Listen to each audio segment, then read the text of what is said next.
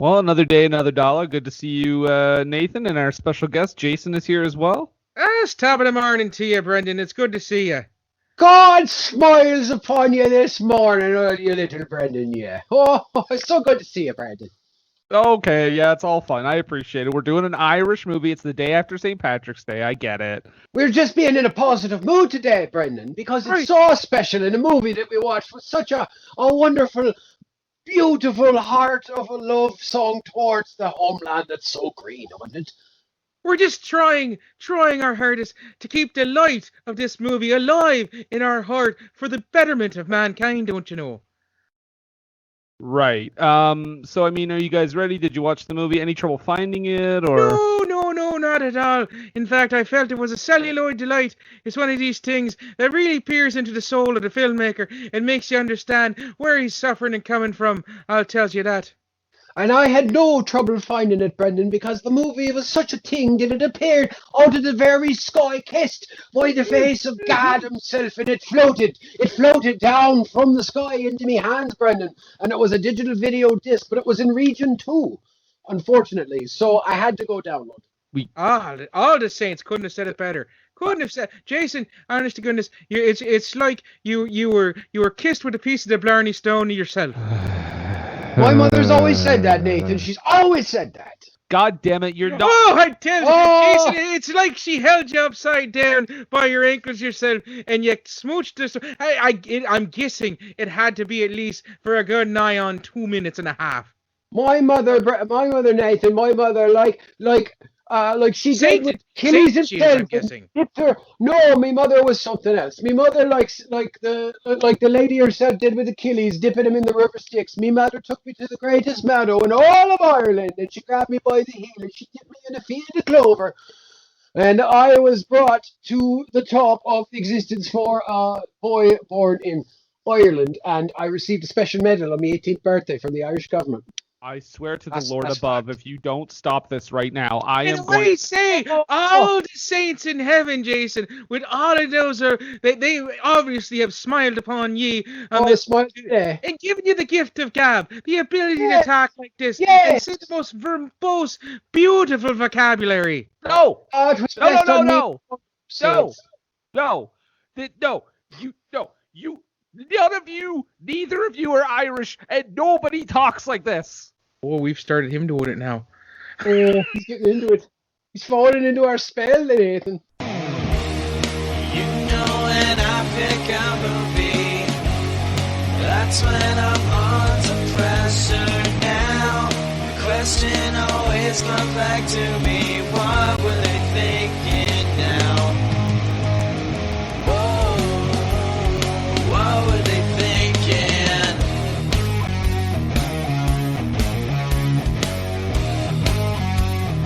What were they thinking? Hardy dardy. Oh no, Diddly potatoes. no. It's a Got me Brian. doing that. Oh boy, guys, everybody listening right now, it's the day after St. Patrick's Day. If you're listening to this on the day of its release, so good morning. Top Yeah. of the morning to you. That's what you mean to say there, Brendan. Welcome to, if you're a St. Patrick's party, or the worst day of the year, the day after St. Patrick's Day. Not But if we're you about booked the day off of work like I did. Well, we're about to soothe you. We're about to soothe your ears with some easy listen. Yeah, coming up next on the station, we got Casey Kasem and The American Top 40 talking about Kenny G yeah, and Kenny Loggins. Kenny times 2. it's a real Kenny-thon. And then we're gonna watch some old South Park episodes. But no, Kenny Square. Kenny Cubed. I'm Brendan. And I'm Nathan. Don't you know? This is oh, the door. This is, of course, a podcast called What Were They Thinking? And if you're thinking like, oh man, Irish accents, well, buckle in, because you're gonna hear it a lot. It's gonna be a bumpy ride. We're talking about, of course, an Irish themed film, as it is the day after St. Patrick's Day. And Let me get Nathan is prepared for drinking. this. Nathan is drinking a Guinness. We are talking about a release that came out just last year, actually. We're talking about Wild Mountain Thyme. And joining us, of course, as you heard him earlier, is Jason MacLeod, Scotsman to the bone, joining us for this Irish-themed movie. Hi, folks. How's everybody doing on What Were They Thinking? Just me and Nathan? Well, yeah, just you two, I guess. Oh, okay. Are you guys good? Are you guys okay? Oh, I think he may have been talking to our listeners. Oh, well, he said everybody here at What Were They Thinking? I just assumed that was just for us. He was so, Mr. Brendan. He may have also been addressing me. I'm not Irish, but I was yesterday. That's the doctor that they found at the train station in the Railway Children, which is a reference to my podcast with Brendan called For Screen and Country. Check it out on all your podcatchers. No. Think about it. This is the good one. This is the one that started it for Brendan. You get out of here with that. Oh, my lovers are fighting again. Okay, so we're going to talk. I had him first. But I'm so happy to be here. You know, if you listen to our podcast, you know my love of the Irish and my endless desire to poke fun at them. So I'm more than happy to be here. My wife is Irish, so you know my love of the Irish and my desire to poke at them. So this could be a fun episode. There might be some tension, so we'll see what happens.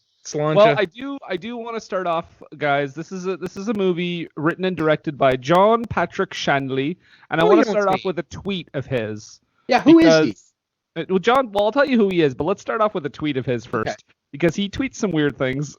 Okay. And I just want to get everybody in the mood for this episode, because his tweet says, "Sometimes with sudden intensity, you don't want to be touched. You can't bear it. And of course, at that moment, I want to touch you." So that explains a lot about the dialogue in this movie.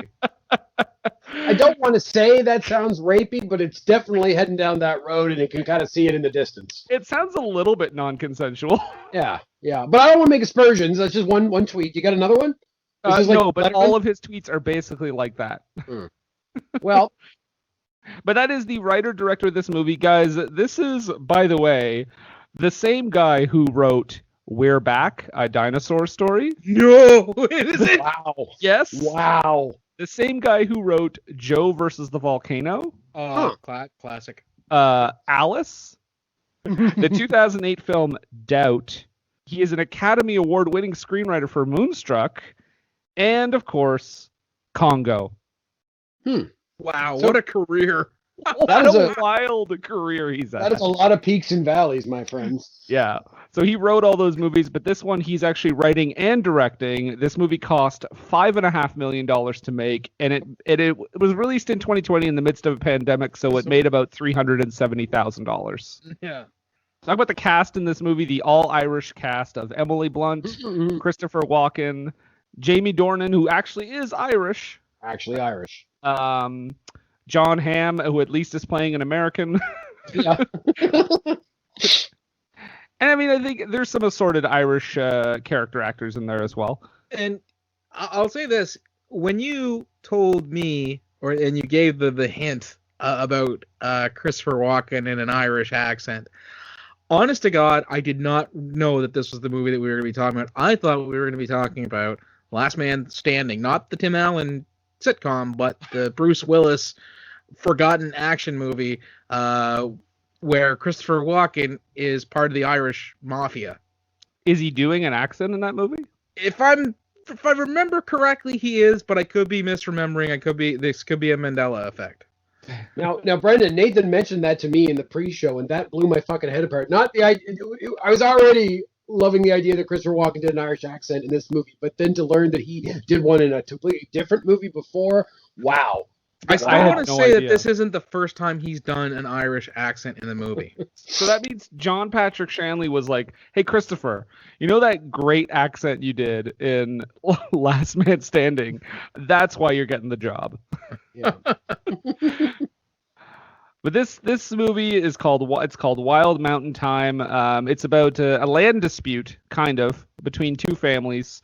There is some land that is going to be given up by Christopher Walken before he dies or after he dies, and he doesn't know what to do with it. He doesn't know if he's going to give it to his son or to his American nephew, played by John Hamm, Mad Men's John Hamm.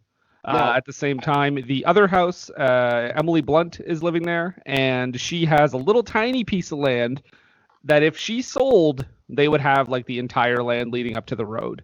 And in the same time, there's a romance brewing, kind of, between Emily Blunt and Jamie Dornan. And that might sound like a pretty basic setup, but this movie is fucking insane. I believe I was saying to Jason, this movie is incredibly Irish without being Irish sometimes at all. It's a bit, as I said to Nathan, I think it's a bit Irish face in some ways. It's really putting on the lacquer of Ireland with, again, we got some pretty prominent actors in the movie that are not Irish and have varying levels of success with their accent. But would you call it greensploitation? Yeah, it's definitely in that genre. I mean, it's not to the point where they're all drunk and beating up each other or anything. Like, it's not quite that obvious, but it does really have that feeling. See, this would have been the movie to call Cloverfield. I would have loved to have seen, Agreed. A good 10, 15 minute long fight scene like in The Quiet Man happen in this, and that would have been great. It's like this entire movie with its pace and everything, but there's that church scene from Kingsman like right in the middle, just to punctuate everything. But in the very Irish tradition, guys, this movie opens just like American Beauty. With a bajillion production companies. Oh, with that too. That made me laugh so hard. I was watching it, and there was one after the other, and I'm like, wait, am I watching a Family Guy? Like, what is this? This is a joke that there's like 5 production companies. Oh, Jason, welcome to this podcast where often the more production logos, the lower budget we get, the potential for laughs increase. That's lovely. But it does open like American Beauty because we have Christopher Walken narrating who says, "Hello, I'm dead." He does. That's my first note, and I was like, this better not progress like American Beauty did. I don't want to know. If Emily Blunt is playing the goddamn Mina Suvari role, I'm out. But yeah, he says, "I'm dead, but here's the story." And apparently, if an Irishman tells a story, he says, and he dies in the middle of it, he can't die until he finishes the story. Rest assured, he'll be back. Yes, exactly. Well, coming soon. We learned that there are 2 farms. The Muldoon farm, which is Rosemary, again played by Emily Blunt as an adult. Her mother, whose name is spelled Aiofe. Yeah. And Father Chris. And then the other one are the Rileys. And we have Tony, who is Christopher Walken, and his late wife, because we see her very briefly, Mary, and their son Anthony, played by Jamie Dornan. Now, can we agree that all movies take place in the same universe? Obviously, we can agree to that. Sure. So it's an interesting fact. You'll notice that the Muldoon family in this movie are actually distant cousins to Robert Muldoon, who is the big game hunter in Jurassic Park. See, I thought you were going to tell me that this is Jamie Dornan before he went to America and started getting into some kinky shit. Well, this is what led to it. This is the origin story that nobody knew about. That twist. If I try an American accent. 50 Shades of Emerald is what could be the alternate title for this movie. So we start off when they're kids, and young Anthony is really into this girl Fiona, and he sticks his face in a flower. That won't come up later. That doesn't mean anything. Don't completely forget about it, and never just pretend it didn't happen. And he gets pollen on his nose, and Fiona makes fun of him and says he looks like a clown. You look like a clown. And we don't see this. This is off screen, but apparently Rosemary comes after Fiona a little bit for that comment, and Anthony pushes her down. And she goes to her father and is quite sad and says, I don't know what my station is in life. Also, I think she's supposed to be like 8 years old. Yeah, she's having a real existential crisis at that age. Irish 8-year-olds do. Yeah, Jesus, they grow up fast, don't they? Well, as British Irish 8-year-olds do. There's also, there's her thing, and then there's even obviously, we come to find out that Anthony has got his own stuff going on because he utters the line, "Oh God, why did you make me so?" as he's praying one night to a low-hanging star. And again, that won't come back later. Don't worry about it, guys. I was zigzagged. Honest to goodness, I thought it was going to be something else. And we will get to that when we get to that. Well, it'll be a while. Here's the thing. So when we were initially talking about this movie, I had mentioned it to Brendan because I had heard about it. And the only thing I had heard about it when I mentioned it to Brendan was that it has a twist that is reminiscent of Serenity. Um, The so, one we talked. yeah, so that was interestingly informed my watching of this somewhat because I didn't know what was going to happen, but I knew there was going to be a twist. So I was kind of looking for stuff throughout the whole movie, and it never occurred to me that it was going in the way that it did. There were a couple signs that might have pointed that way, but yeah, yeah. What? It's a real Shyamalan type of thing where you can't rewatch it because you'll see all the clues. Well, it's like think about this. So when this sort of thing is done right, you get a movie like Fight Club, right? So when that twist is revealed, now spoiler alert for anybody who hasn't seen Fight Club, I'm going to talk about it. Give you a sec. Have you put the headphones down? Are you good? All right, cool. So at the end of Fight Club, when we learn that they're the same person, right? We have those flashes of seeing the movie, little scenes like indicating of how that played out, and it's like, oh, okay, that change, that twist, then recontextualizes everything I've already seen, and it's very satisfying and interesting. But this movie doesn't do that.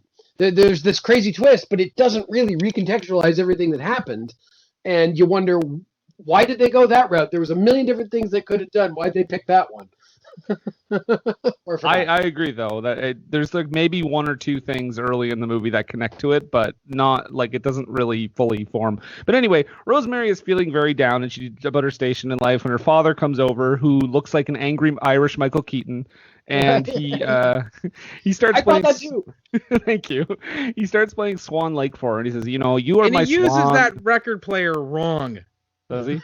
Yes, he does, because he loads the record player up on the spindle in the middle of it, okay, and then he brings the arm over and places it on top of the record, which is the way you're supposed to use that type of record player. But there's also a button on the side that you pull down, and when you do that, it releases the record onto the turntable as it spins, brings the arm over, and then places it ever so gently on the quarter flash so as to start the record playing automatically, so you don't have to place the record arm, the needle directly onto the record. The whole thing does it for you. So when he did that with his own hand, I was like, that's it, I'm out. Right? This movie doesn't make a lick of sense. The rest of this episode is going to just be me, Jason, because Nathan stopped watching the movie at this point. I think we found the guy that writes the goof sections at IMDb. How did this thing get greenlit? There's a script supervisor that is now a target. I hope somebody got fired over that. Title card. Wild Mountain Thyme pops up on the screen. It's the night of Chris Muldoon's funeral, so we got our first parent death. Prepare yourself, because there's going to be like 4 of them. We got our first parent death. It is an Irish movie. That's pretty light. Yeah, that's true. Tony tells his Tony and I was just gonna say Christopher Walken. Christopher Tony Walken and Tony. Oh yeah, the names in this thing. There's like Mary and Rosemary and Tony and Anthony. Like, give them different names for fuck's sake. Is he Anthony like on Sopranos, like Anthony, or is he like Anthony like Mark Antony? It's Anthony. Like Anthony. Okay. Because we actually, Jason and I also discussed this because he thought it was weird that there was an Irishman named Anthony. Yeah. And I was like, apparently it's actually a thing because a lot of Italians emigrated to Ireland way, way back. And well, it makes sense. I mean, there's a lot of Italian Catholics. Have you ever seen In the Name of the Father, Brennan? I have not. Daniel Day-Lewis. His dad's name is Giuseppe Conlon, so yeah. You said that name. Be careful. Yeah, don't say that name because he could pop up at any given moment here. Who, Giuseppe Conlon? No, Daniel Day-Lewis. Oh. We haven't seen Giuseppe Conlon. We've been looking for him, but he hasn't popped up yet. Just be careful. He's like the fucking Candyman. Just pops up out of nowhere. Nobody's got a mirror, right? Like an RKO. There you go. So anyway, it's a very Irish scenario. We're all at home. There's crusted up chimneys. Everyone's cold. Their legs are locked up. It's very sad and funny at the same time, and Irish. Yeah. But at the same time, we have Christopher Walken having this crisis where he says, I don't know if I want to leave the farm to my son Anthony, Jamie Dornan, when I die, because he's not the Marion type, and I think he's going to be a bachelor for his whole life. I don't think he's going to have kids. I don't think he's going to get married, and then there's going to be he's not going to pass this through the generations throughout to keep this thing going. he also makes the point to say that he doesn't feel that his son Anthony is a farmer. Yeah. That he takes more after his mother's side of the family, who were apparently from fisherman stock. Yes. I and was he going to say also- from fish stock, but that would make her sound like some sort of weird aqua person. And this movie does not have Jason Momoa in it. No, not in this one. Maybe the sequel. Does he Thankfully not catch a Am- fish? Does he catch a fish at all in this movie? No, I know he he's never. I didn't think he goes fishing once. Yeah. No, but they talk about his grandfather, because Christopher Walken's constantly referring to him being a Kelly, not a Riley, and that his grandfather believed himself to be a fish and tied a weight around his neck and jumped in the water. By the way, guys, just keep that in mind. That means nothing. Don't worry about it. It means nothing. That's just didn't think about that one. So anyway, Rosemary is outside grieving and smoking her pipe, which, by the way, Emily Blunt smoking that pipe is great. She's great pipe smoker. I gotta Stop being say, gross, A+. Brendan. Oh, I'm just saying a pipe. You're the gross one. But yeah, she's out there smoking her pipe, and Jamie Dornan comes out and visits her, and they take a look at a sick bull. And This movie is so Irish. I mean, come on. he says, well, I mean, yeah, I it's so just Irish. doused him for worms.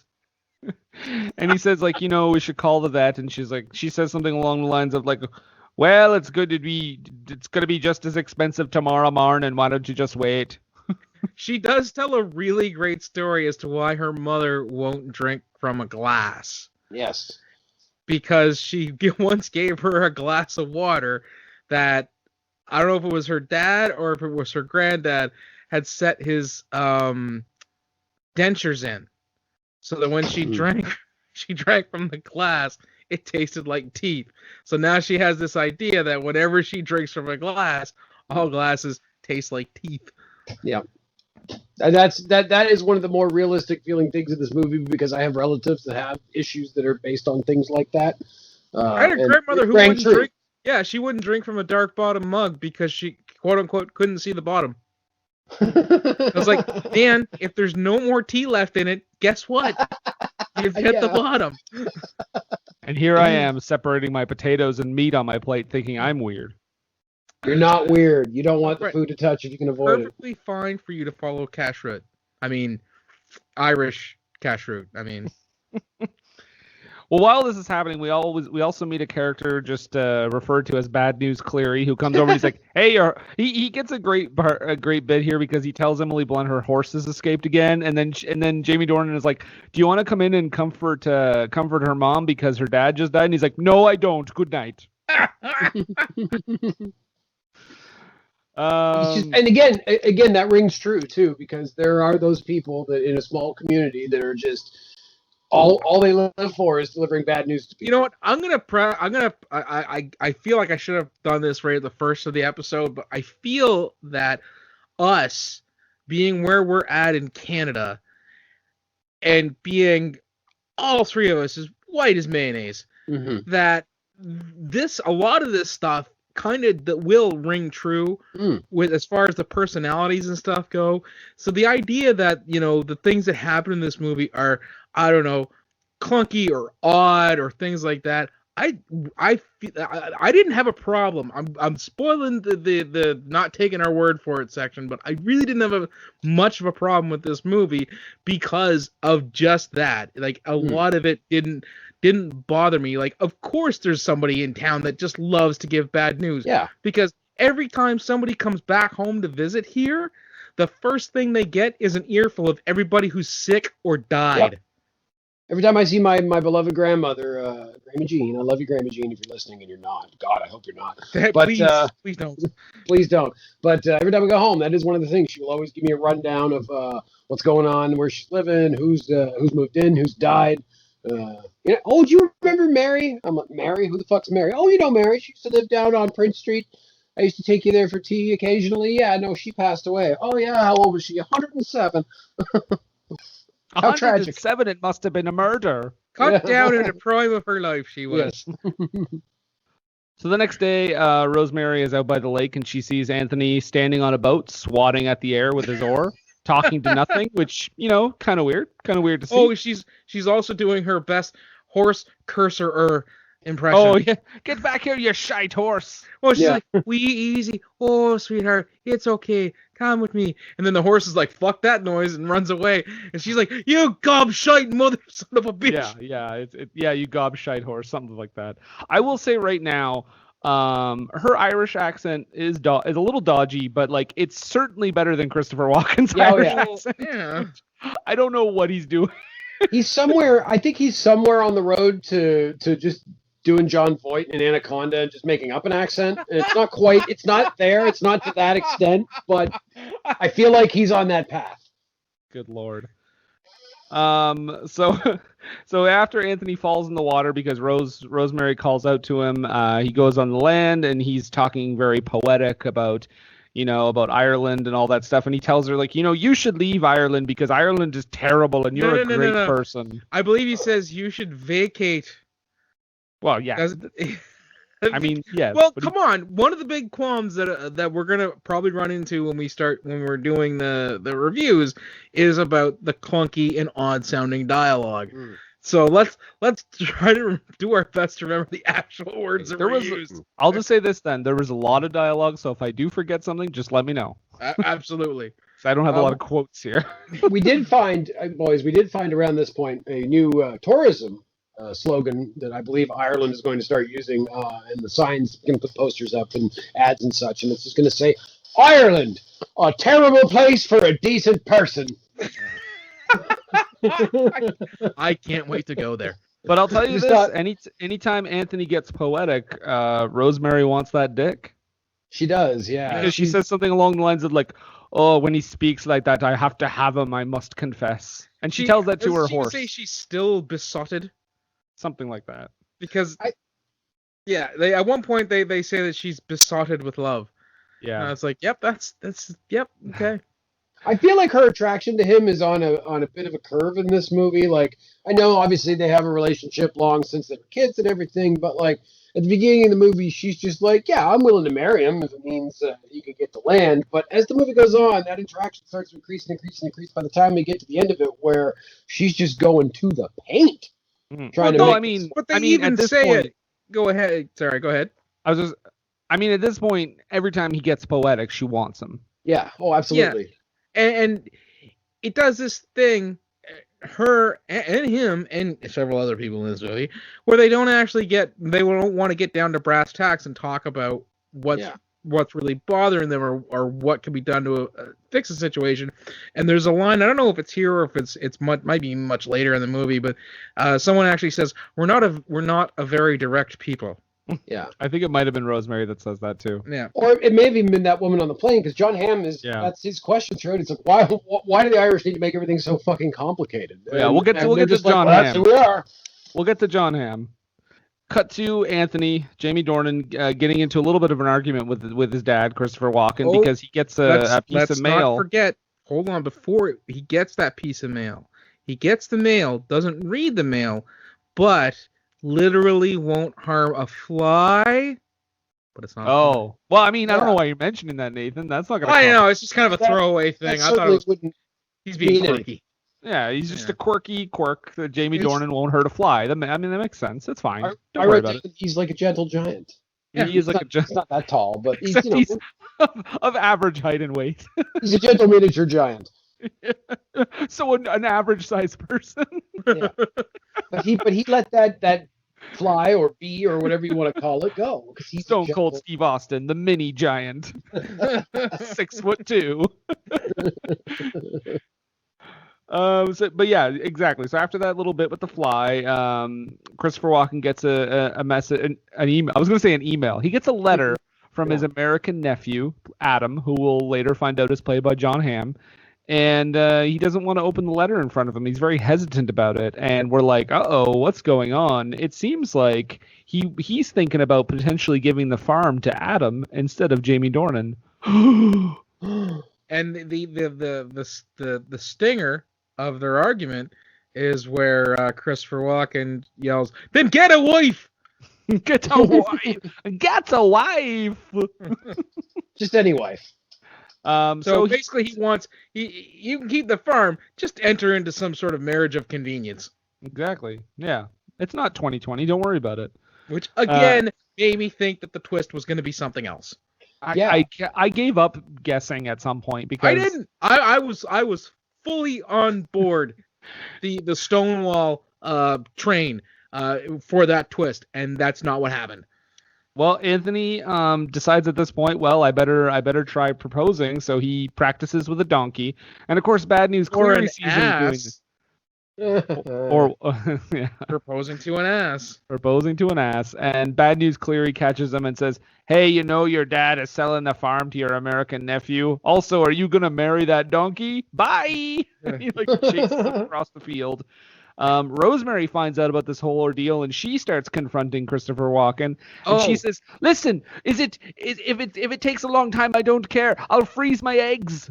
Did we talk about that little portion of land? Yeah. Oh yes, please, let's do that. You alluded to it in the opening, but Yeah, because Rosemary owns the little portion of land because her dad gave it to her when she was like 10 years old. right. There's this really great exchange, in my opinion, anyways, where Christopher Walken, where Tony he's considering doing some sort of roundabout proposal to Rosemary's mother now that her husband has shuffled off this mortal coil, because he wants this little ditch section of land, because there are 2 gates there that have to be kept closed at all times, and this little section of land separates their house from the road. And if they own that, because he actually gave that little section up, Christopher Walken did, or maybe it was even before that, it might have been his dad that did it, they can't close the gates, and they always have to get out, open one gate, drive the car forward, open another gate, close, and it's a big rigmarole. So he wants it, and she tells him, Rosemary's mother tells Anthony, Tony, sorry, it's short for Christopher Anthony. Walken. Christopher Walken. Well, I mean, Anthony is Jamie Dornan. That's what I mean. They should have just picked a different name. Anthony. So, anyways, she says to him that I own the farm, but I don't own that bit of land. Her father gave that to her when she was 10. Yeah. So it is absolutely incumbent upon either Christopher Walken or Jamie Dornan to get that little bit of land from Emily Blunt. Right. Just to point out, he does explain, Tony, later in the movie, that he had sold that land to Muldoon for £200 so that he could buy a gold ring for his wife, because he'd had that moment in the field where he'd heard the voice and he finally realized that he actually loved his wife because he hadn't felt anything for her before, and he used that money to go get the ring. And it's just the whole idea, though. The idea, it's like you sold the right of way and he bought it from you. Clearly he bought it from you as like a gesture to be like, I'm going to give you £200 for something. I'm not just going to give it to you. But it's just such a strange thing to sell the right of way. It's like, okay, so now you're at the mercy of him to get to the road. Now I get it. In Ireland and places like that, you got some right of way. You're allowed to cross that stuff. Here it'd be different. You probably have to fight over it, but still, it's very strange. It's very strange. Or people just build it into the alley, and then the city is like, you know what, that alley's not a thing anymore. Yeah. Don't get me excited. So at this point, Rosemary's arguing with Christopher Walken, and she's saying I'll freeze my eggs. I'll freeze my eggs if it means if I have to wait for them long enough to have kids. I'll wait. I don't care. And he's like, no. I want to give it to someone else. It's not going to work out. So in order to maybe change his mind, they go to an Irish pub, and there's a talent show going on. And Emily Blunt, we get to hear her dulcet tones. She's a very good singer. Was it her?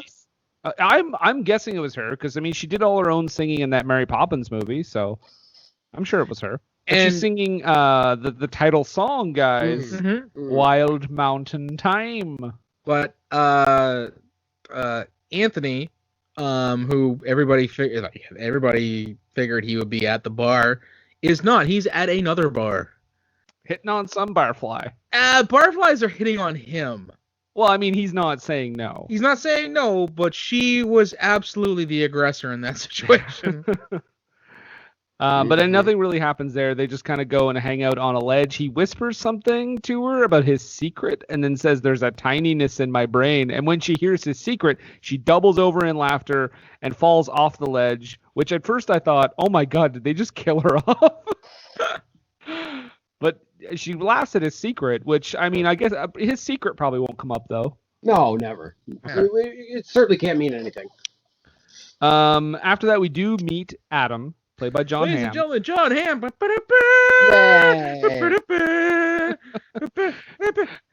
My only disappointment here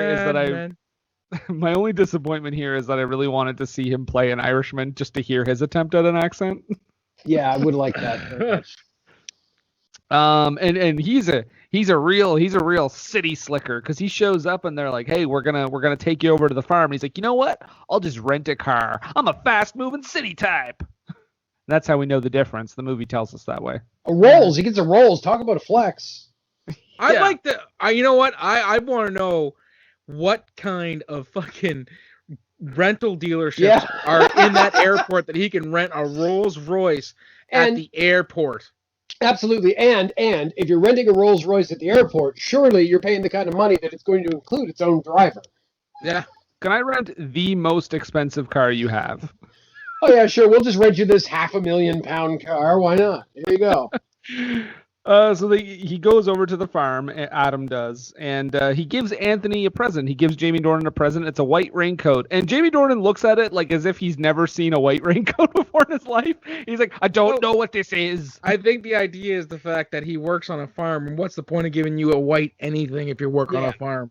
It's true. I do think, though, there's a moment where he looks at it where he genuinely looks confused as to what this actually is. It's disdain, I think, is the word you're looking for. But yeah, and then Adam goes over to speak with Rosemary, and he's super flirty and super in her face. Like, I want you to sell me that land. I want you to sell me that land. I love one of her lines here when she says, "You're a little confrontational." I was like, what did she call him? You're confrontational. You're confrontational. And it's just another word to them. They don't worry about that stuff. Yeah, don't worry about it. It doesn't have the same effect as it does over here. It's just another word for the British Irish. He goes hard on the flirting. He's like, you should come to New York with me and go see The Lion King. And she's like, I don't want to see The Lion King. I want to see the ballet. And then he has the audacity to say, I don't know what it is with you people. You people, John Hamm? I mean, really? Really? Canceled. Wow. Canceled John Hamm. You people. Demeaning our fine Irish friends. It's ridiculous.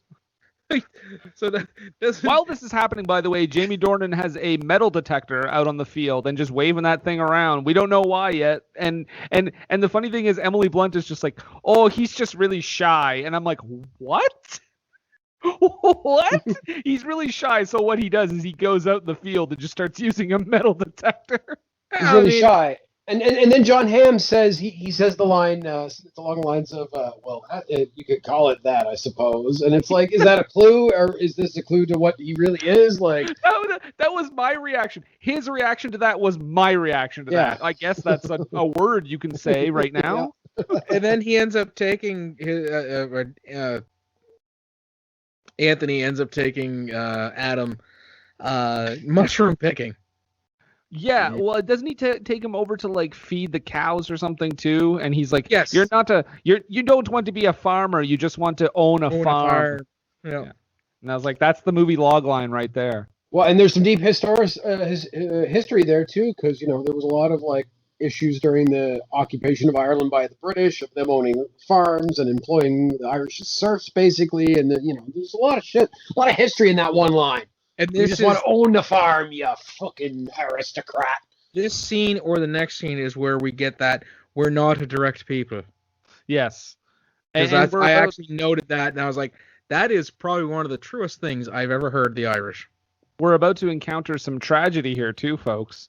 Because we know that Rosemary's mom is not in the best of health, nor is Christopher Walken's character. And Rosemary's mom is suddenly rushed to the hospital in the narrowest hospital hallway I've ever seen. Like, I know that I know it's possible, but like, holy shit, film-wise, I was like, how did you fit the crew in there? Well, when your diet's potatoes, you don't tend to put on a lot of weight, so... I don't know what you're talking about. They're full of starch. Yeah, it's all starch, Jason. Yeah, but if that's all you're eating... All right, that's it. I'm I throwing think down the that- gauntlet right now. Jason is going on the 30-day potato challenge. Eat nothing but potatoes. I want to see how big you get. No. See, that's the thing.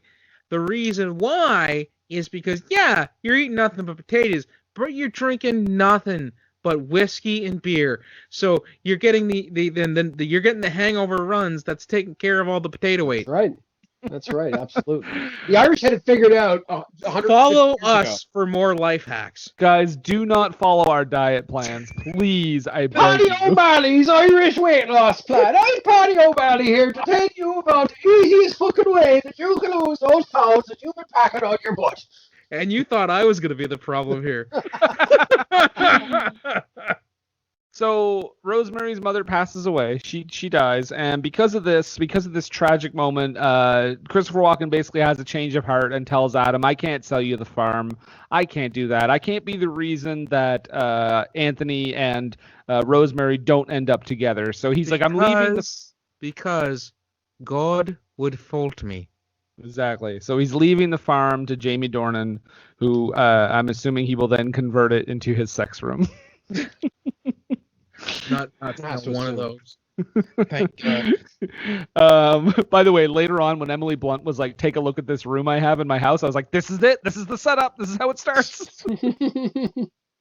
But then later on we see that Christopher Walken is not doing so well either, and he's on an oxygen tank, and he wants to smoke his pipe. He's like, "Take me off the oxygen. I just want to smoke my pipe." Again, super Irish. Yeah. He also and says. I just want to point out something, Okay. a connection to a movie we previously talked about, Nathan, because he looks at the sky and says, my daddy, and all I could think of was Charlie Sheen in Red Dawn. Daddy! And that's the thing. That's the thing. Like, that is a way that Irish folks would refer to their fathers, male or female. I would say daddy, and actually would also say mammy for mothers. And that's just the way it is. But we think of it in a North American context. I mean, you think daddy, you're thinking Charlie Sheen and Red Dawn. And when you say the word mammy, obviously Al Jolson. Yeah. Yeah. I was like, when did this turn into Gone with the Wind? See, in North America, the only place I think that you can actually get away with calling somebody daddy is if you're a super fat dude who lives in like Alabama and like, you won't talk to my daddy. You gotta talk to my daddy. He lives down at the gas station. You can talk to my daddy. But you won't talk to my daddy. My daddy used to run the White House. My daddy did. Oh, Eric, it's good to see you. No, Dad, there's somebody wants to talk to you, Dad. That's Eric. It's Eric undercover as an Alabamian.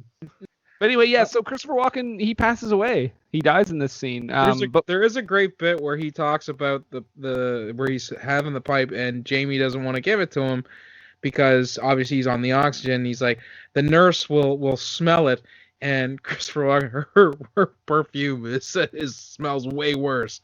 Yeah, and Bazing. I essentially took this scene as like, as soon as they took him off the oxygen, that was basically like him being like, it's just a matter of time at this point. Yes. He's like, I'm not fighting it anymore. Just let me enjoy my last few days or last few moments or whatever it is. But that's when we get regaled with the story of how he didn't love Anthony's mother at first. Yes, and that's the whole thing where he, in the field, and it spoke to him, and etc. And then after they did that, they apparently fucked all over the house. Everywhere! It's Christopher Walken, not Al Pacino. We fucked everywhere. Hoo-ah! See, you went to Al Pacino. I went to Gary Oldman. You went to Jason? I went to Gary Oldman in The Professional, where he's like, round up everyone. Everyone, sir? Everyone!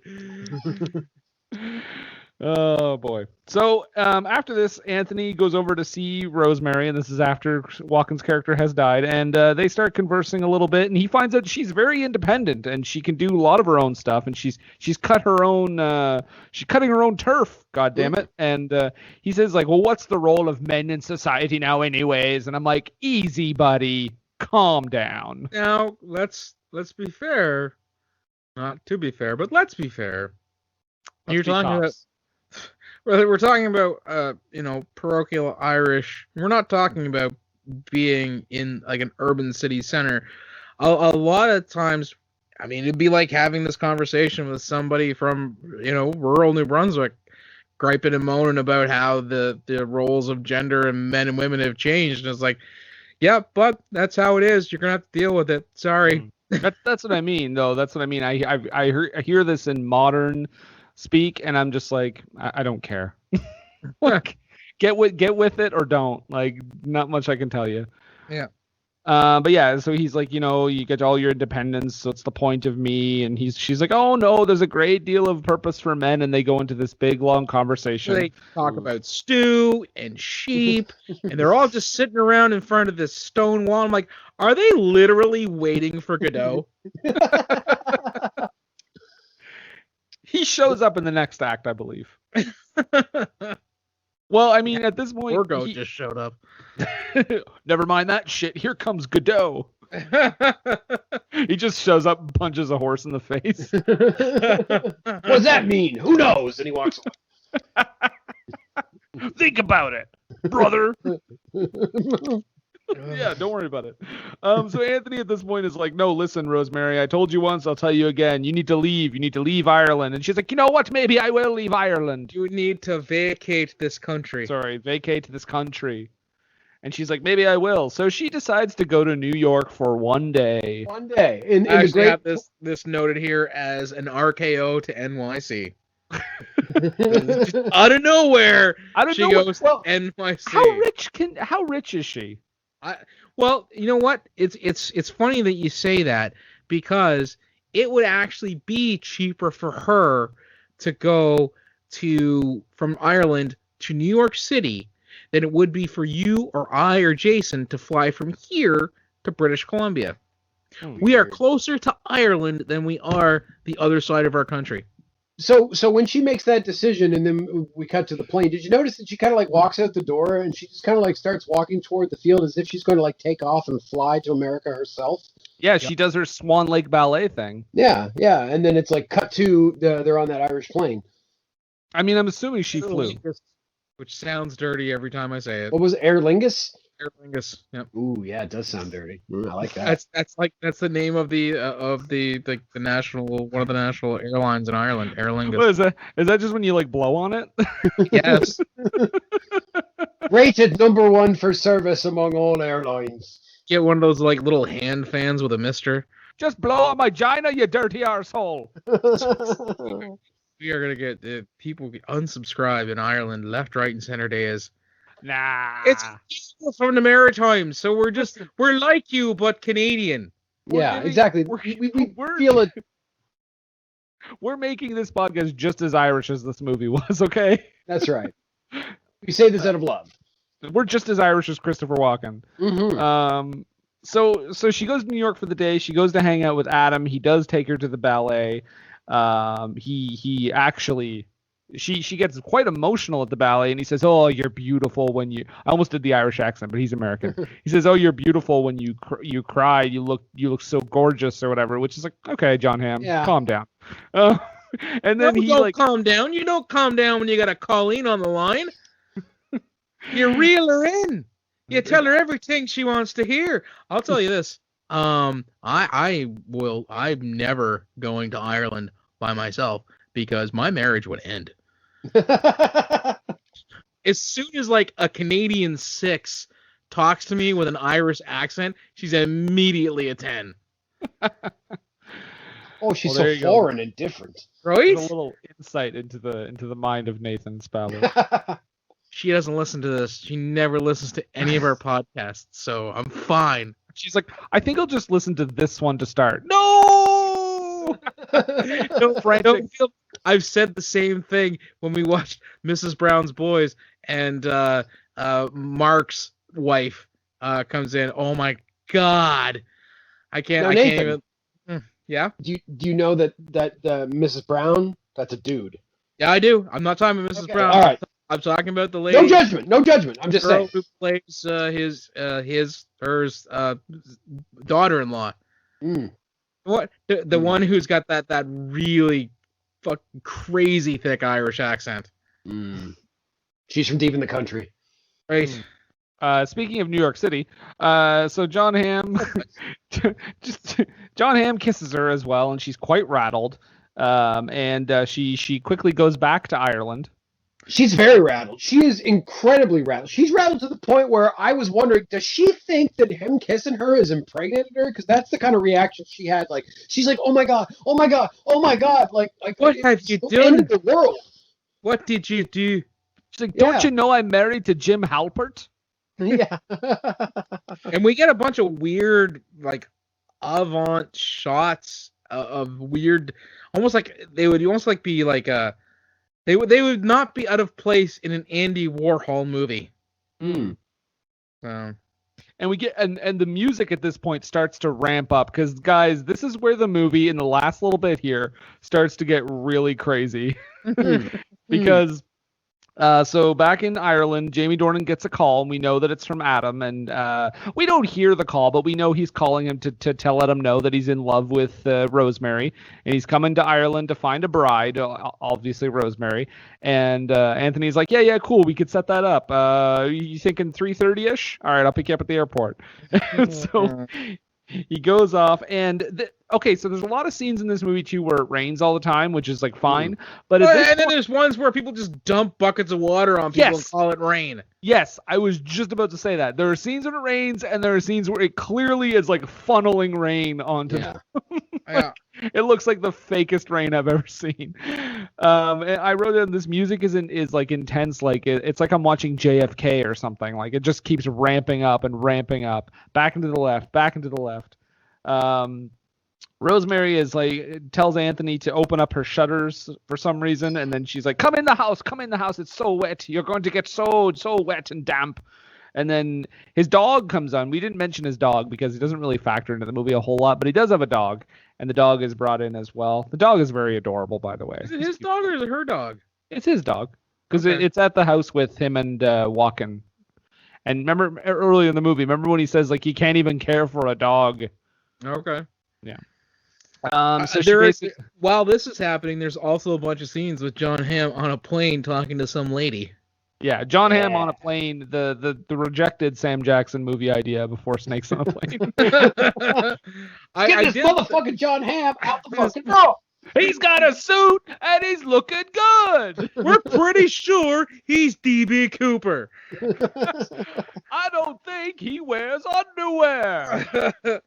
And he's sitting next to this Irish lady, who he starts talking to about farming, and she's like, "You're not a farmer." And he's like, "Well, how do you know that?"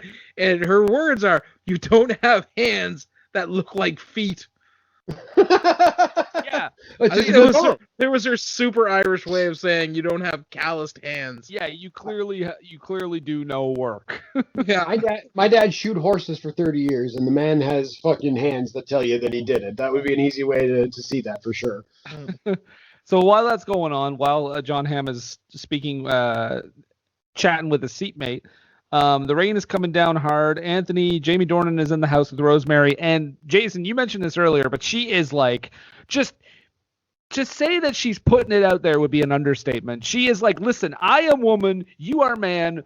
Yeah. Make this happen. Simple math. Why aren't we doing this? For not a very direct people, she is quite direct in this film. She has just had it. This is the real Emily Blunt coming out and saying, listen, I'm British, not Irish. Let's just fuck. What is she being? She's being a little blunt. Thank you. I'll get my coat. So he shows up.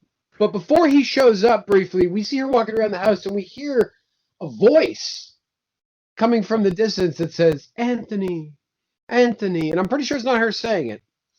No. And I was wondering if that would tie into something later, and I don't think it did.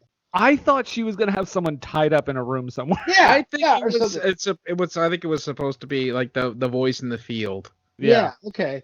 But then, so she gets him into the house, and this turns into a type of scene that it's not played this way, but the setup of the scene, if you edited it differently, you could probably turn this into a good, like, really tense horror scene. Like, it feels like she's getting ready to, like, do something fucking terrible to him, but it's not. It's more of, like, her trying to figure out what's going on, trying to present herself, trying to get his attention, to get him to ask her to Dude, marry.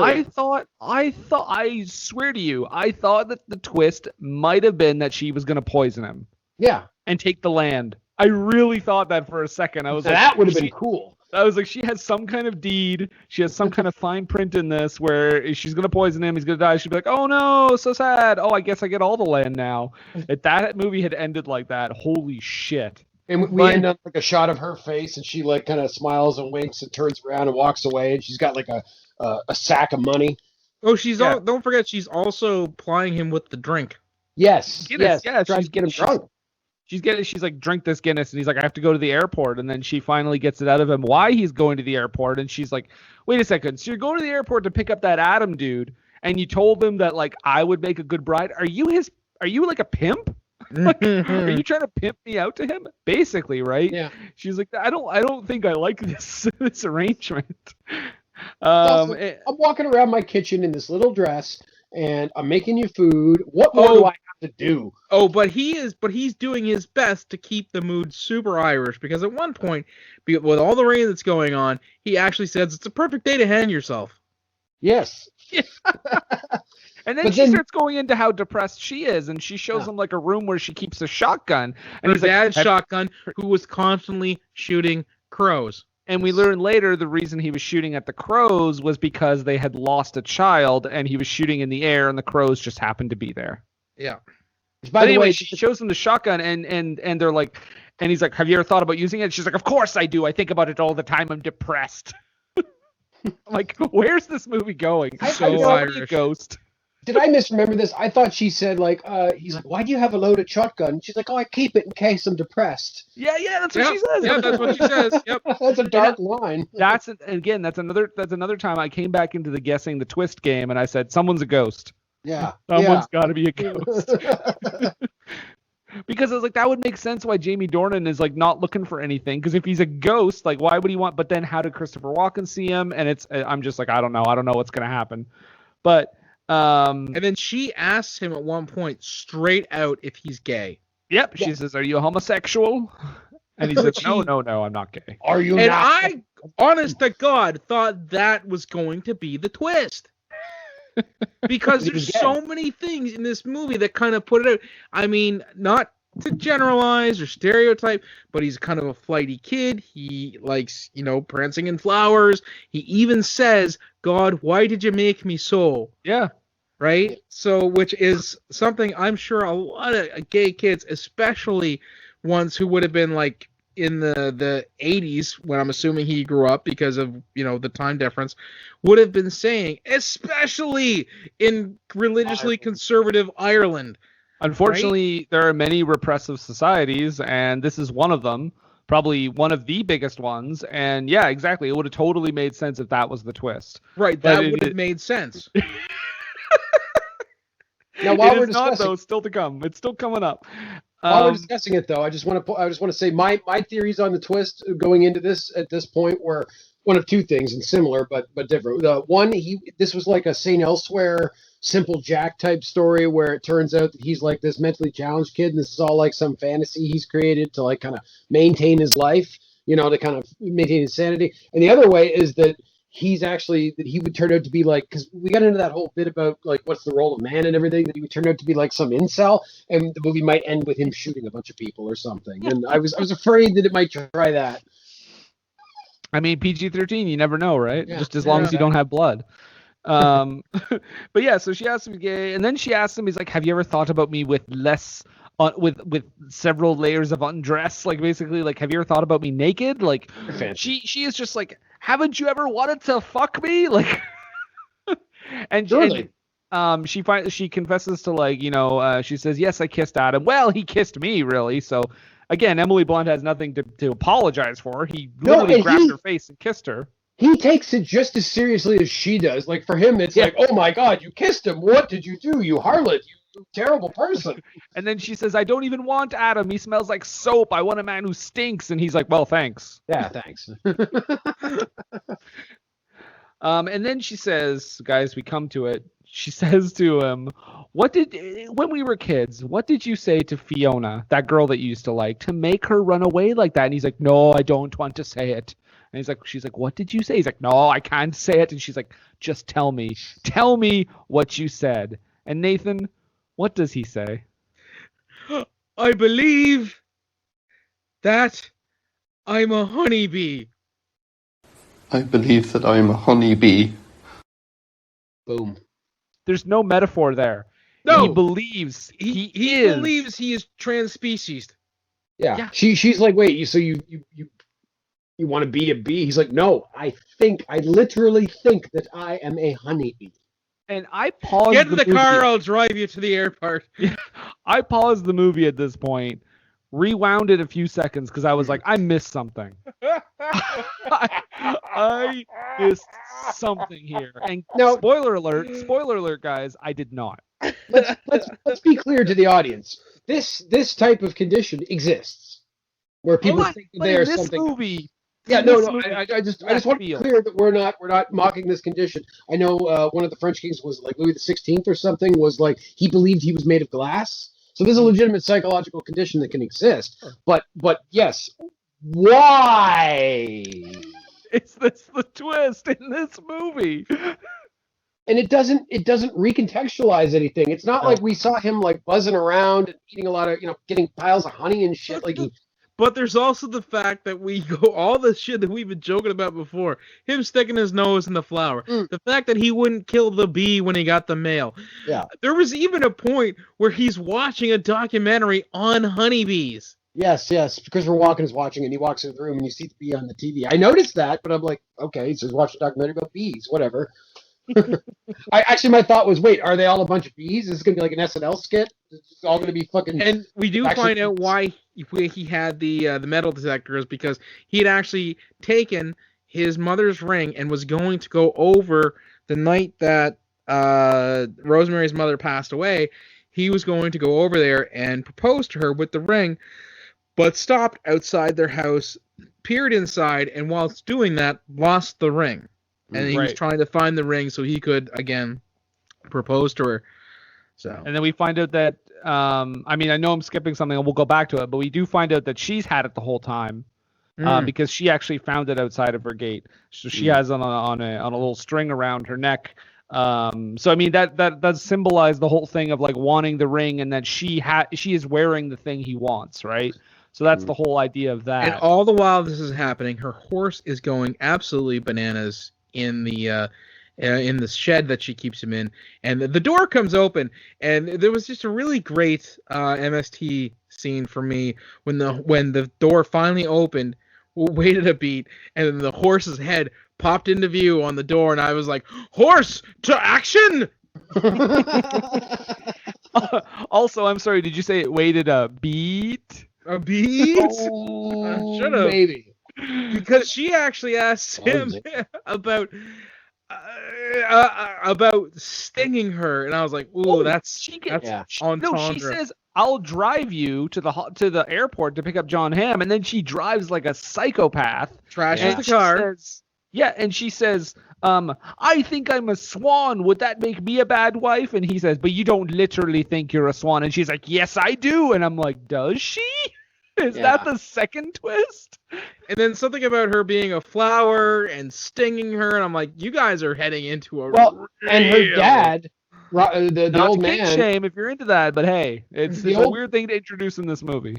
The old man, when she was a kid too, called her a queen. Huh? Well, he called her the swan queen. Yes, but he also called her queen too. But the queen also fits into the bee thing. I want to be part of this. By the way, the whole Swan Lake thing, I believe, according to the Swan Lake thing, she kills herself when her lover does not want to be with her. So that's an interesting tie into this too. It might actually, I wonder. Because she does talk about in all of this. In all of this, I have just noted they just left John Hamm at the airport.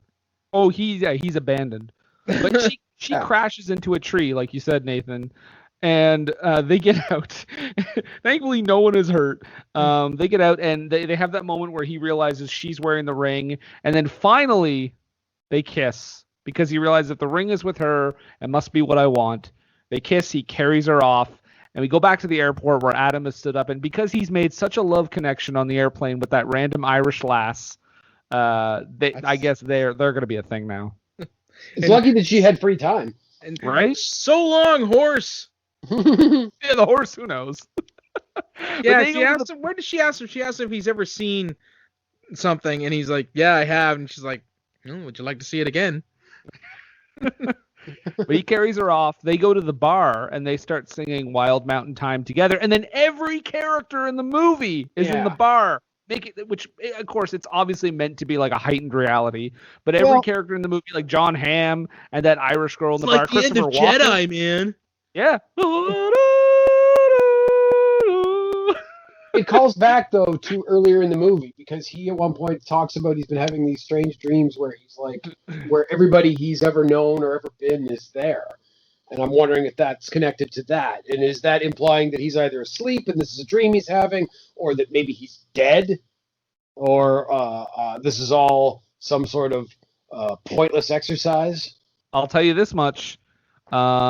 This doesn't say much because, I mean, I've credit commercials, but this whole scene where they go through the montage of like, and we see like a bunch of characters that have passed. Yeah. I shed a few tears. I'm not going to lie. I don't know what it was, but it got you to sensitive boy. I will say this. I found it interesting that the main love interest in a movie called Wild Mountain Thyme, spelled Thyme, is Rosemary. Oh, shit. If somebody had been named Parsley or Sage, I would have like, all right, good on you. Fair play. Fair play. Right as the credits are about to roll, Jamie Dornan is like, oh, by the way, my real name is Parsley and my dad's name was Sage. And then Simon and Garfunkel sing the end theme song. God damn it. And that's the movie. Yeah. That's the movie with the twist being that Jamie Dornan is thinks he's a fucking bee. Which is crazy and means nothing. No, it doesn't mean anything. It doesn't matter. It's absolutely delightful altogether. It's delightful, but like at the end of the day, all it is doing, it's like, okay, so he was crazy, I guess. Here he was like he was impaired in some way. He's clearly got some issues. Like that's it. Well, we come to the end. So Jason, as is tradition, we're gonna go around the horn here. So I'll ask you first, Jason. Was this movie worth a watch? A drunk watch with friends? Would you attempt head trauma to forget it, or would you avoid like the plague? That's a really hard one. It is tough because it's not a traditional bad movie in the sense. It's as I actually mentioned to Nathan during the pre-show. It has all the trappings of like a prestige Oscar Beatty kind of family drama type thing. Oscar Beatty, Warren's brother. Maybe would have gone with a different Christopher, say a plumber, were he not dead. But but I mean I don't hate it. It's just. And I wouldn't say avoid it, so I guess I have to say a drunk watch with friends. This wouldn't be my first pick to watch drunk, but yeah, drunk watch with your friends. It's a Guinness and Jameson's. But you got to pay attention too, because you got to go through all this build up for that ridiculous twist that means nothing, and you need to feel that pain of like what? Yeah. So drunk watch. Okay, Nathan, what do you think? I'm gonna say worth a watch. I am gonna say though this movie is based on a play. It is. So a lot of the clunky dialogue, which is a gripe that apparently is a thing for this movie, I was overlooking because I'm guessing that it was a carryover from the play, the dialogue in the play, and that they were kind of trying to mimic a very poetic or grandiose type speaking for the dialogue. So if you think of more like Joyce or Shaw, things like that, Waiting for Godot, Finnegan's Wake, that sort of thing, there's a lot of stuff in those things where those are great pieces, but people do not talk like that. No. So I will recommend it if you're in the same kind of take it with that I'm in the vein of like I do like strange sounding dialogue, and I'm a bit of a theater nerd too. Yeah, I mean I think it's definitely a flawed movie. Like obviously there are things that we pointed out that don't really don't really fly. But I mean, I think it's a solid, like, I think it's a solid 6 out of 10, 3 out of 5, whatever. I'm gonna say worth a watch too. And I think, I mean, it full on made me cry once, at least once. So, It elicited emotion, so there you but I go. will say this: I have learned, because I am a pussy when it comes to these. I'm gonna use a different word. But I'm going to say this, though. I have learned that I am very vulnerable to the crying during movies, so I have to erase that as a barometer of a movie being good from now on, because it doesn't necessarily mean a movie is good just because it makes you cry. I just want to put that out there to the world. Absolutely. You get like an Irish pipe or something that comes in and it's a little bit mournful, and the tears, they can just start flowing. It can make you think of other things too. So I will say, but I still say worth a watch. It's crazy. it's insane. Right. It's a crazy movie. But you know what? At the end of the day, it's not harming anyone. So what's the bother? Right. Just let it be its thing. It's just let it be its thing. And you know what? Everybody, as dodgy as some of the Irish accents are, everybody is good in this movie. Like, Emily Blunt is great in everything. Christopher Walken is Christopher Walken. You're gonna love him no matter what. Yeah. He's watchable, all right. And Jamie Dornan is fine. It's fine. This, of course, was the if you want to think about this again, because all movies in the same universe, this is the prequel to 50 Shades of Grey. Or did we already talk about that? Yeah, we already did. talked about that. Yep. I wasn't sure if that was on the pre-show or on the podcast. My memory's very short. Guys, behind the scenes tidbit, there was a lot of technical difficulties on my end this week, so Jason's not sure where this podcast started and where it ended. But we are going to take a brief break, and we will be right back. What were they thinking? Hi, this is Tony, the host of the Flicks X-Raid podcast. Each week, I am joined by guests. Meow. Hello. Yo. Why, hello there. Hello. Hey. Hello.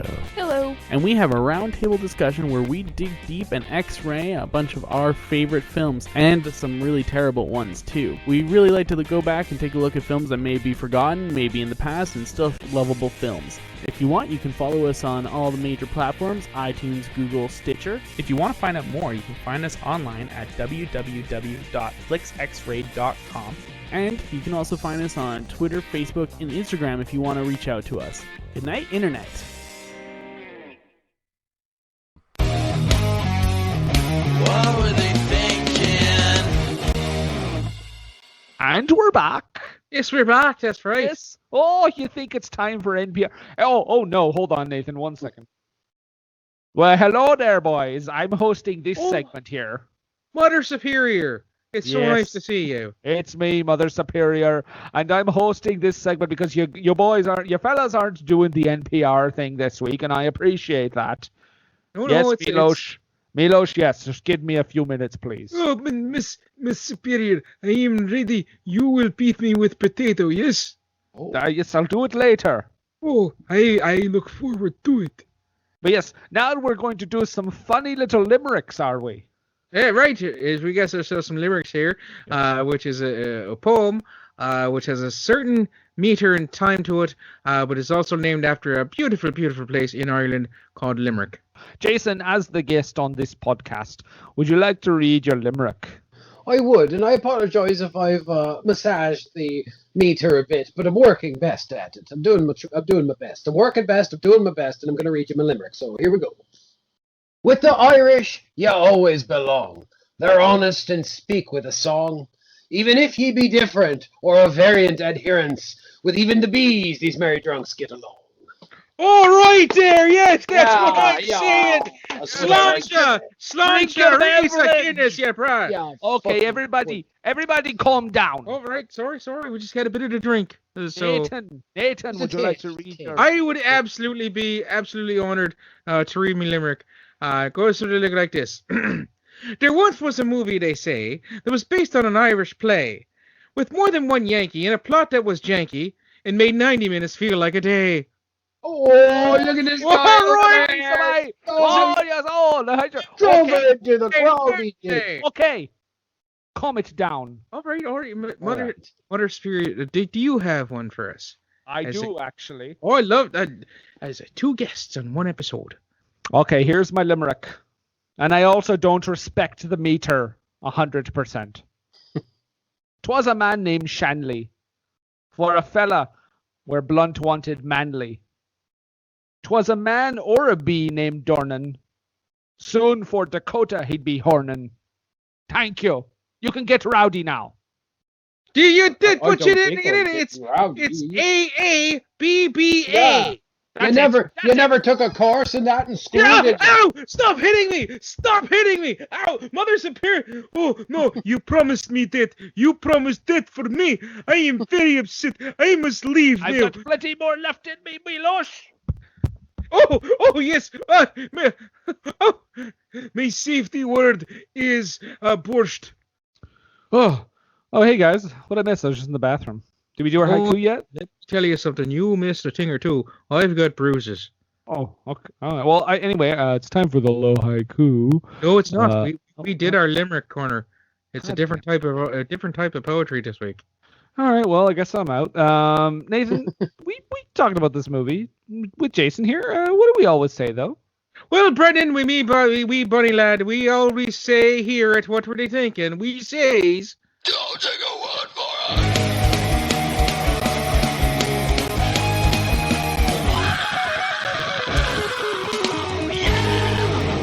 Oh yes. We head to the sacred ground of Rotten Tomatoes. What, Nathan? What percentage of critics liked this movie?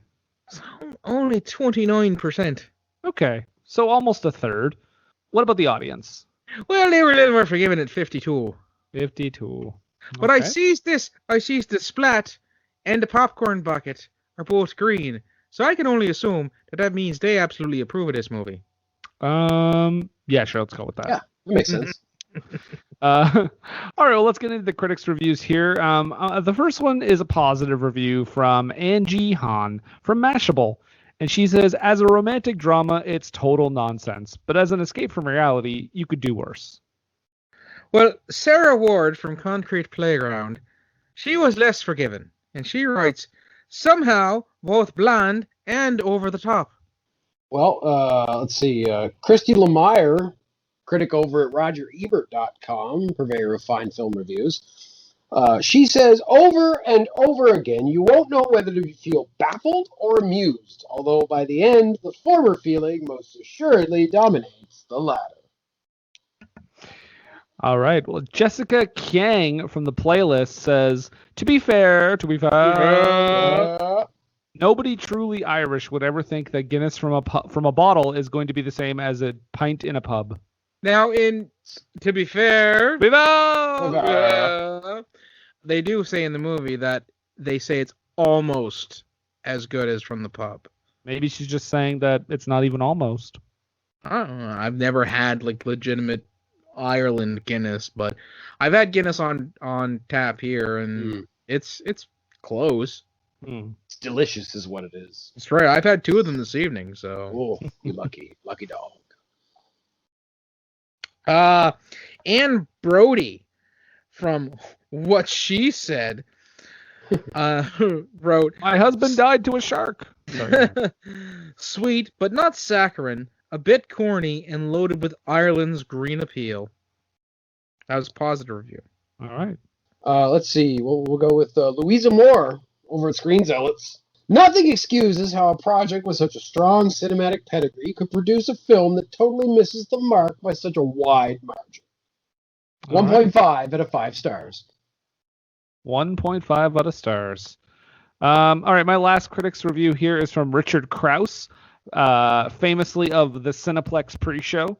Richard Krause says, unfortunately, it leads up to one of the most wackadoodle twists in rom-com history. It's so odd that you may forget Christopher Walken's Massacre of the Irish Accent.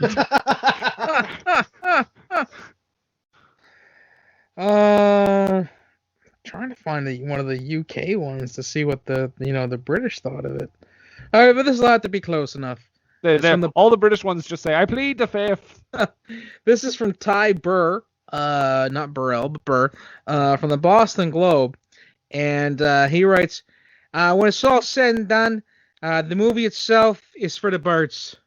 Jason, what do you got? One more critics review. One more critic's opinion. Well, we'll go with Frank Switek Over at One Guy's Opinion, Frank says, an exceedingly slender piece of romantic whimsy that may be ingratiating enough for those with a weakness for schmaltz with a Celtic component. That's enough of the professional critics. Let's get into the audience. Let's see what these folks thought. I'm assuming... Psychopaths. I mean, maybe. Well, let's see here. So first one from the audience reviews, Perry C., who I can only assume is Perry Como, 4.5 out of stars. Really good movie. Christopher Walken and Emily Blount are great. Worth the watch. Well, Love Emily Blount. Sarah W. The only reason hers is nice and brief, but it almost sounds very British in that she wrote, "It was rather boring." 1 out of stars. Ooh, 1 out of stars. That's terrible. Well, Robin H. Gives this 2 out of stars. And Robin is a little Hood. more. Well, yeah, exactly. He's stealing from the Riches movies and watched it and realized it wasn't fit for the poor. But he says, or she says, yuck, mawkish, sentimental. Sorry, let me try to take that again. Yuck, mawkish, sentimental, illogical trash. Even the brilliant Emily Blunt couldn't save it. And why Jamie Dornan agreed to play a moronic, impotent, gay idiot? Heaven knows. Came across just as a botched commercial for a fairy tale Ireland with hosepipe rain added. Okay, well, this is a bit of a longer one, but I thought it was pretty intense. This is from Catherine K. Catherine Keener. Okay. Just after Being John Malkovich was filmed. This is Swan Lake, but I also can consider it that it is more than just that. Everyone could be deemed societally crazy, but we choose to hide behind other things just for show. Rosemary walks on this divide with her longing for Anthony and fling with Adam. She herself lives in a world she's created, but has some sort of longing to experience the other side. There is pleasure in being considered normal by everyone else. Anthony worries that something is wrong with his mind, but he sees what most people do not, that we do not understand our own minds. They both live in sadness because they don't want to draw attention to themselves for being strange, but being strange is what we all are. Or perhaps, in this movie, the Irish. We see that truly Anthony and Rosemary are a perfect match because they can be themselves and accept each other for their true person. The ending of this movie is not at all a crazy twist, but instead a representation of what it means to be human. The symbols in this movie, the tree, bee, swan, horse, etc., represent that when we are truly one with nature, we can accept what we're actually meant to be. We can live in both worlds, so to say. Truly strange but enjoyable movie. Perhaps if you don't understand, you also cannot accept human nature to be as odd and peculiar as it actually is. And that is 4.5 out of stars. Okay. Wow. Well, Poetic. I don't know if I can follow this up, but I'm going to give it a shot here. John H. So I can only assume it's John Hamm himself. I was in this. 5 stars. Right. Beautifully filmed and well written. 5 out of stars. Nothing about the acting. We've got a bit of a rant here from Melissa F. Melissa writes, "What the fuck did I just watch?" Melissa Fumero from Brooklyn Nine-Nine. That's the one. This was a C-level script played by A-list celebrities. I see it was adapted from a play. I could believe the play was fun to watch live in a quirky, whimsical way, but that did not translate into film. I almost turned this off every 15 minutes or so, but was like, no, this has to get better. It did not. What was wrong? The plot was too simple and also excruciatingly stupid. Socially awkward, inept farmer who thinks he's an insect, for real, is afraid to talk to the girl next door. Girl next door is in love with him for absolutely no reason at all. If these were children, it might be endearing, but they are 40-year-old adults, and it literally makes no sense. The acting was so bad, largely because the scripts were terrible, and then I'm sure this director made it even worse. I guess COVID really lowered the standards for what these otherwise talented actors would accept for work. Don't waste your money. You'll be able to watch this for free in a few months, guaranteed. 0.5 out of stars. I like how that review assumes they filmed it during COVID. Yeah. Which, no, they absolutely did not. Probably not. Yeah. Mark J says, movie critics need a head check. Wild Mountain Thyme is pure gold. It's my favorite movie of the last year. Yes, it's quirky, but not to a fault. Quirky is good when done right, and it's done to perfection here.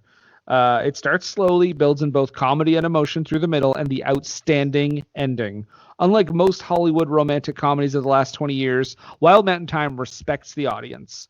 It doesn't telegraph where it's going, keeps you guessing, and isn't manipulative in either the emotional or comedic payoffs. And both payoffs are big. Unlike movies that critics loved, like Crazy Rich Asians, which was a terrible movie. Which is not true. That movie's fantastic. Other than Walken's on and off Irish accent, both the acting and the script were stellar. If you like movies like this, Room with a View, or Moonstruck, you'll love Wild Mountain Thyme. It is pure gold. Critics, get your heads checked. 5 out of stars. Okay. Room with a View, Jason. Wow. Name Interesting check comparison. The other podcast. Well, you want to see Room with a View? Watch Room with a View. There you go. You'll do better. I think my one here is Jessica S. So I'm assuming it's Jessica Simpson. Yep. Writes, absolutely beautiful film. Ireland is the star. Not perfect, but certainly takes you to a beautiful place. Writing by JPS is like hearing poetry. Wonderful performance by Blunt, as always. Dornan shines as Anthony, very different from other roles. Is awkward, funny, touching. Walken has a weird Irish accent, however brings warmth to his character. Dearbhla Molloy and John Hamm, both underused, excellent actors, fun, heartwarming, magical, worth watching in these crazy times. 4 out of stars. I like how every review, no matter how positive or how negative, still mentions Walken's got a weird Irish accent going on. You gotta mention it for sure.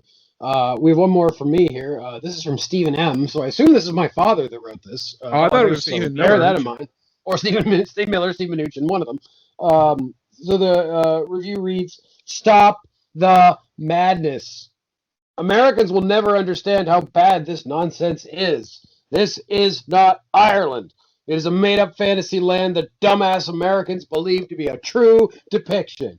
The accents are horrendous. Even the one Irish lad had to change his northern accent into a dumbed-down American version of the Irish to be sure accent. Hollywood needs to stay out of Ireland. You just can't get it right." Half out of stars. Oof. All right. Well, I do have one more here. It's very short, but it's from Nancy H., which I can only assume is Robin Hood's wife, Nancy Hood. Nancy Hood. All capital letters. All capital letters. I loved it. Made me cry. No language, no sex. Great music. 5 out of stars. Wow. Okay. She got what she wanted, I guess. Which is usually something you would see in a British movie, because no sex, we're British. Unless you're talking about Women in Love, which has a great naked wrestling scene. Okay. Not sex, but it's almost sex. It's pretty close to sex. I got another Stephen M. I don't think it's the same Stephen M. So, who'd you say it was? Steve Miller in the last one? Steve Miller or Stephen my dad? Miller? Well, Stephen Mnuchin. Right. Nice scenery, and enjoyed Emily Blunt. It's slow moving for the first half with a few touching scenes. The last 30 minutes have good romantic scenes, and the last scene did bring tears to my eyes. A long ride of a movie. It was Irish sensibility. It is not a bad movie, but perhaps it's not for everyone. You need to like romances to appreciate it. I'm Steve Mnuchin.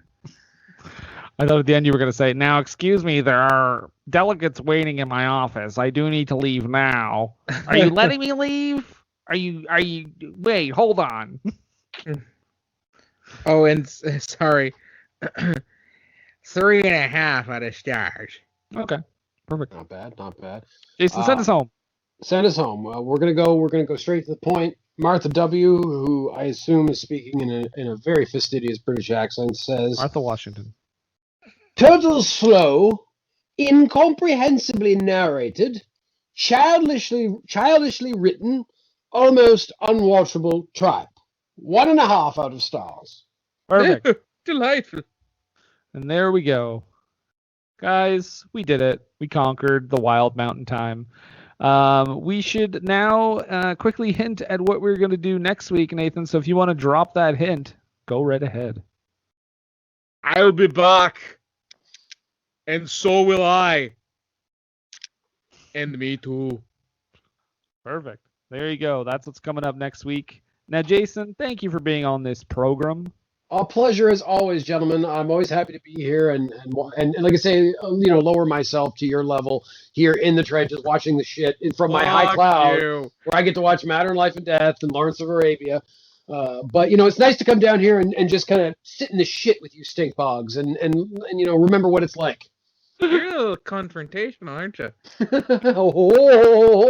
Jason, are you trying to tell me that you also are part of another podcast? No, he already plugged that garbage earlier. Why, in fact, Brendan, I am, and it's Boo! It's called For Screen and Country. Yes. And then we talk about something a little more erudite, a little more special. Sounds like a stupid podcast for jerks. Well, you know what? You are allowed to subscribe to our Patreon when we launch it. So Good. I won't then. Fine. But check us out at BFI_pod. You can check out me at Jason D. MacLeod over on Twitter. Stop by, say hello. You can find our podcast on all the podcatchers and find us over on ageofradio.com. No matter what Nathan says, we're there for you. That's our motto. For Screen and Country, we're there for you. Ageofradio.org. Just wanted to throw that out there. Ageofradio.org. Apparently. So with that being said, Nathan, you got questions to ask us at this point, eh?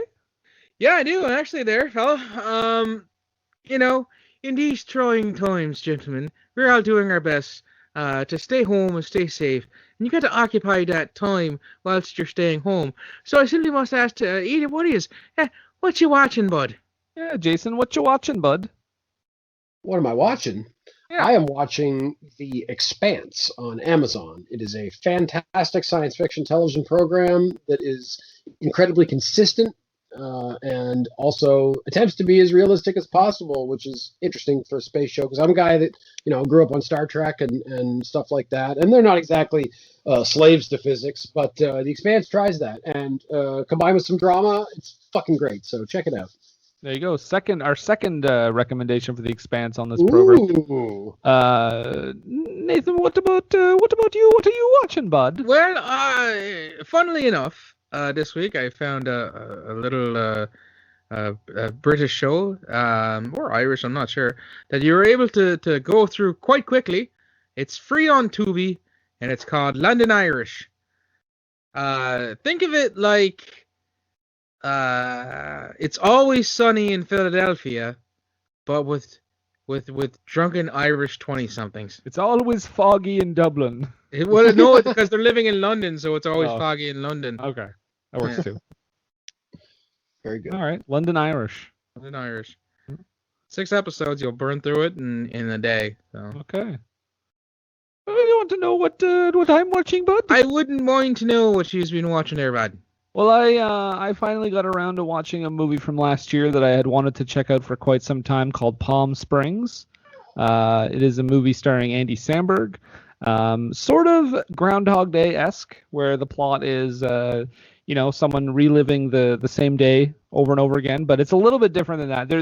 There are some changes other than that. It's not just Groundhog Day, but it has Andy Samberg and Christine Milioti, and I might be mispronouncing her name, but she's great. And J.K. Simmons also has a very funny role in the movie. You can watch it on Amazon Prime, and it's free on Prime in Canada and probably the U.S., but I might be wrong. But watch it an Amazon anyway. original, so I think it's... Is it? Okay. Yeah, I think it's everywhere on Amazon. Okay, well then watch it on Prime, you heathens. But that is it. Is Montrose there to say a few words? Yes, actually, on this very Irish episode, let's get the British chimp. One moment. Hello! It's good friend Montrose Monkington III here, and I would just like to say that I fully endorse this movie. I am not the kind of British who will slag on the Irish. I feel that we all can be a united kingdom, and even if that's not something that you want, I still feel that we are some sort of a brotherhood of man or chimp, in my case. But with all that aside, I'm inviting your listeners, be they British or Irish or Canadian or what have you, to my YouTube channel, Montrose Monkington TV on the YouTube. It's mostly some archive stuff right now, as this whole pandemic thing has kind of hampered my ability to get out and do things, and also to have people over to my place to enjoy the wrestling pay-per-views. But do enjoy my archive there. You can also be friends with me on Facebook, the group Montrose Monkington III Esquire and Friends. And then finally, of course, you can tweet at me on the Twitter box at Montrose III. That's the number 3RD. Thank you. More later. Wonderful. So we come to the end of another episode, and I just want to say real quick too, Listener's Choice Month is coming up in June.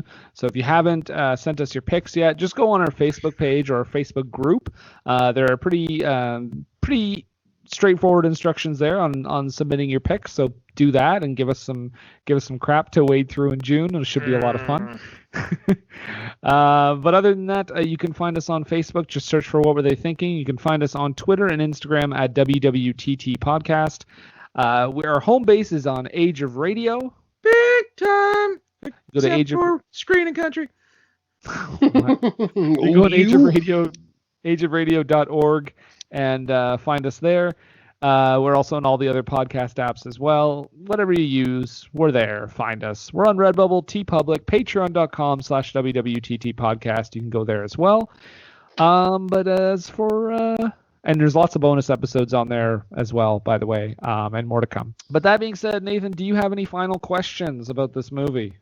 I suppose, it's pretty flawless, but... Don't send them all in Skype emojis. I do have to. I guess there's a couple of qualms. I guess. I mean, with a movie, where they've got Christopher Walken, doing an Irish accent, and not the first time in his career, I believe, and with a movie where you hire a British lady to be Irish. And in a movie where the most realistically Irish thing going on is a fight over a ditch, I simply have to ask, really? A honeybee? What were they thinking? Now the summertime's coming, and the flowers are richly blooming, and the wild mountain thyme grows around the blooming heather. Will you go, lassie, go? I will build my love about by the clear and silver fountain, and I'll cover it over with the flowers on the mountain. Will you go, lassie, go? And we'll all go together to pull wild mountain thyme all around the blooming heather. Will you go, lassie, go?